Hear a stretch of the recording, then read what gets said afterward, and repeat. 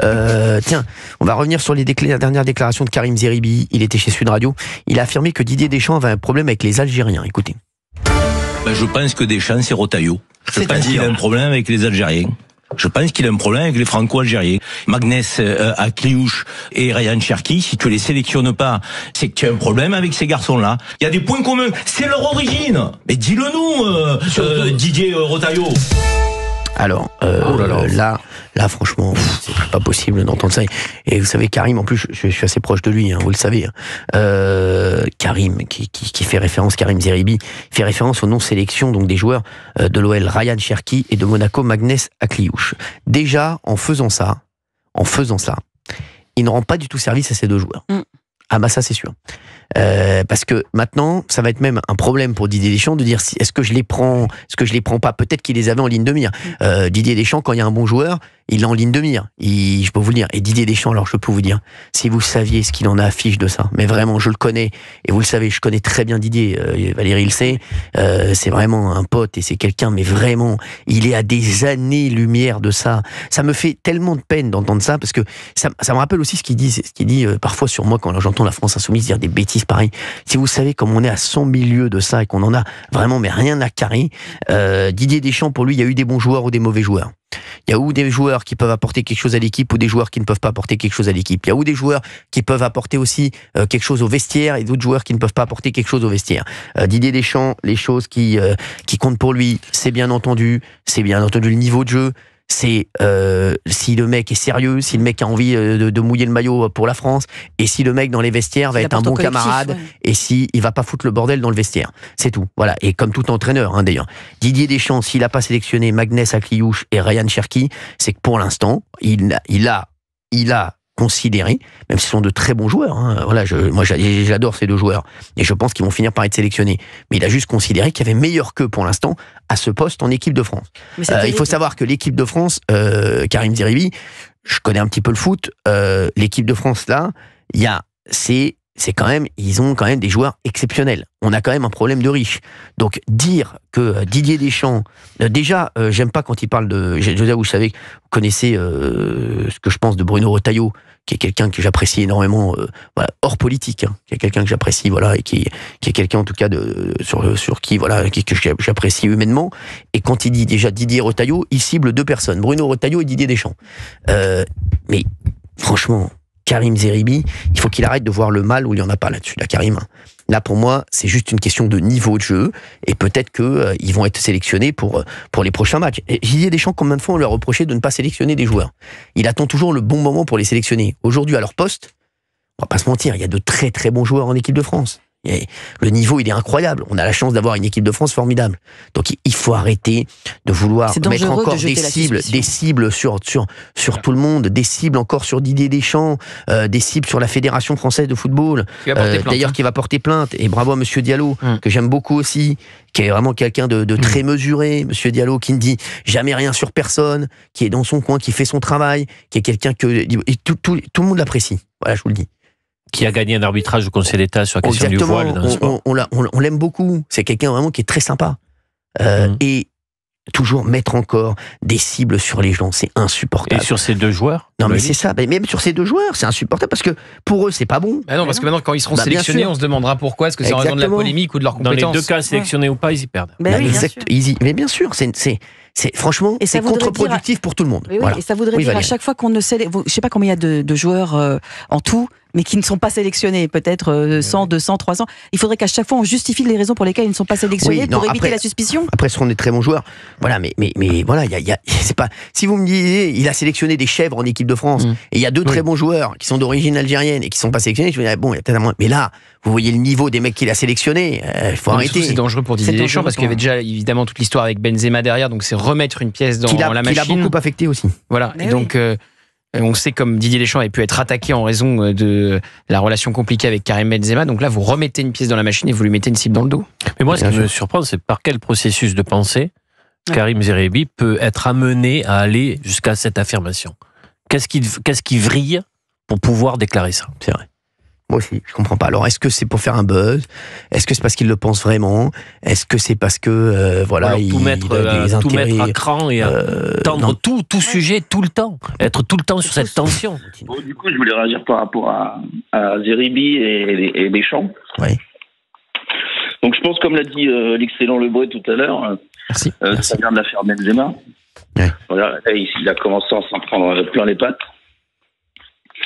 Ensuite, les deux jeunes, donc Akliouche et Cherki, ils ont quand même 18 et 21 ans, donc ils auront le temps de s'intégrer. Après, Dédé, il prend les meilleurs à chaque fois. Il a besoin de stabilité, de maturité, d'expérience dans son équipe. Il prend les cadres. Même si le jeu est un peu ennuyant des fois, au moins, sur le palmarès, il n'y a rien à dire, quoi. Bah oui, bien sûr. C'est un des plus gros palmarès, je pense d'ailleurs. C'est peut-être le plus gros palmarès pour un entraîneur, Didier. Voilà. Et après, petite question, comme tu le connais bien. Oui. Est-ce que tu crois qu'il prend sa retraite bientôt parce qu'il en a un peu ras-le-bol des critiques depuis des années, ou juste il a fait son temps? Ah non, je pense que aucun des deux. En fait, je pense, Tino, si je peux me permettre, je pense que Didier, il va aller quand même, il va faire la Coupe du Monde. Il aura fait quand même quoi? Il aura fait 3 Coupes du Monde, c'est ça? Ouais. 3 Coupes du Monde, donc quand même, c'est rare, hein. Si, 3 Coupes du Monde, je crois. Bah oui. 3 Coupes du Monde, 2018, 2018, 2022, 2026, il aura fait 3 Coupes du Monde. Il a quand même fait vainqueur, finale. Et là, on va voir ce qui va se passer, mais peut-être j'espère qu'on va gagner. Et je pense qu'il a, voilà, là, et je pense que là, sa clôture, sa carrière d'entraîneur, enfin, en tout cas, sur l'équipe de France, parce que je pense que Didier, je le vois bien revenir en club, moi. Je le vois bien revenir sur un gros club, moi. Bon, écoute, qu'est-ce qu'il a dit? Il avait dit quoi, Tino? Il a dit quoi? Il a dit qu'il voulait continuer à entraîner après. Ah, que sa carrière sélectionneur était peut-être terminée, mais qu'il voulait continuer. Je sais que moi je pense qu'il va être chassé par un grand club. Moi je le vois bien entraîner un très grand club européen. Ah bah bien sûr. Voilà, donc je pense qu'il va Didier, il est là, il est en pleine bourre, hein, il est en super forme, voilà. Et je pense que je pense que Didier, mais moi je suis d'accord avec lui, je trouve que c'est parfait. Après la Coupe du Monde, franchement, il aurait fait un palmarès exceptionnel, et derrière là, il va entraîner, c'est sûr qu'il va entraîner un grand club. Et ça c'est sympa, c'est pas le même rythme, hein, tu sais, Tino. L'équipe de France est un club. Je pense que Didier, il a envie aussi maintenant d'être tous les jours sur la bête. L'équipe de France, c'est des rassemblements, il y a des trucs où il se passe des 2 mois sans qu'il il va regarder les joueurs. Mais je pense que Didier, il a envie aussi à un moment d'un truc quotidien, où il se dit, je vais entraîner l'équipe au quotidien, je vais avoir des matchs tous les week-ends, jouer une Ligue des Champions, je pense que ça le fait triper aussi. Donc c'est des émotions quand même toutes les semaines. Et je pense qu'il a envie aussi de ça, Didier. Mais il adore les deux, mais c'est vrai que là, je pense qu'il a envie. Là où c'est différent aussi, c'est que juger sur une Coupe du Monde sur quelques matchs, alors que sur une saison, tu as beaucoup de matchs pour te remettre. Alors, il y a un ami à moi, Harry, que j'embrasse, Harry Djebali, qui me dit il va venir au Paris FC. Bah, ça serait génial, hein, s'il venait au Paris FC. Ça serait énorme. Par la grande famille, hein. Ça serait énorme. Bon, après, c'est 2026, que déjà, il a une Coupe du Monde à jouer. Coupe du Monde qui sera diffusée sur M6, d'ailleurs. Ah oui? Eh ouais, ça sera sur M6. Eh oui, petite info aux médias, ça fait toujours du bien de donner une info aux médias. C'est bien de le savoir, évidemment. Ça fait pas réagir beaucoup. Ouais, ça fait pas réagir beaucoup, il est con ce mec. Voilà, je vous le dis. Voilà, je vous le dis. Merci en tout cas, merci Tino d'avoir été avec nous. Merci à toi. Et un petit dernier mot, si tu me permets. Oui, bien sûr, Tino. Pour Monsieur Lebray. Moi, je suis en reconversion dans le journalisme. Je suis dans le sport à la base, et c'est grâce à des gars comme ça qui donnent envie. Ah bah ça fait plaisir, Tino. Merci, voilà. Merci beaucoup. Merci, bon, Tino. En tout cas, t'es excellent, Tino, à chaque fois. Bah écoute, je te rappelle quand tu veux. Bah salut mon Tino, tu connais le numéro, nous on est là, on bouge pas. Hein, nous, je peux te dire qu'il n'y a pas quelque chose qui va nous faire bouger. Là. Je peux te dire que ça va secouer, mais on sera encore là. On bouge pas, ça secoue, mais on bouge pas, les mecs. La pulpe reste en bas. Merci. Il y a Franck qui veut s'exprimer aussi sur Karim Zeribi. Franck de Paris. Bonjour Franck. Bonjour Cyril, bonjour tout le monde. Bonjour. Merci Franck, merci d'être là. Bon, alors Karim Zeribi, qui se trompe complètement sur Didier Deschamps. Hein. Voilà, j'aime beaucoup, mais franchement, il se trompe complètement. Voilà. Pour moi, il se trompe. Au-delà de ça, Deschamps n'est pas là pour faire, on va dire, du social. Il veut un groupe accompli.